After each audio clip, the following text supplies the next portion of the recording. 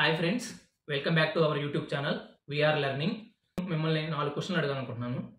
First one is, who is the person to refuse all Padma awards even though the government of India awarded?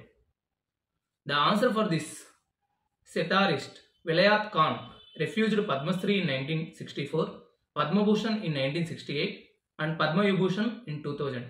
So ఆయనకి 3 Padma awards మనం చెప్పుకున్నట్టు Padma Vibhushan, Padma Bhushan and Padmashri వచ్చినా కానీ ఆయన refuse చేశారనమాట, తీసుకోవడానికి ఇష్టపడలేదు. Second question, in 1954 the year in which Padma awards instituted, how many persons got Padma Vibhushan? So 1954లో మనకి పద్మ అవార్డ్స్ ఇన్స్టిట్యూట్ చేశారు, అప్పటి నుంచి ఇవ్వడం స్టార్ట్ చేశారు. అలా ఇచ్చినప్పుడు పద్మ విభూషణ్ ఎంతమందికి ఇచ్చారు ఆ ఇయర్లో?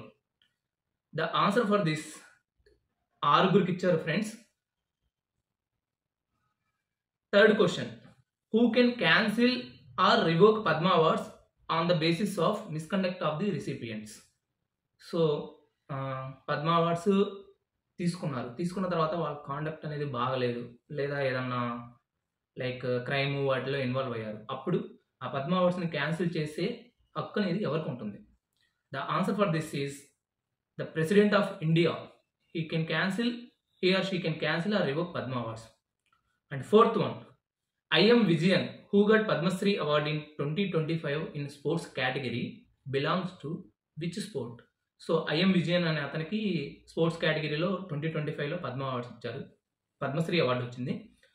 అది ఏ స్పోర్ట్లో ఇచ్చింది?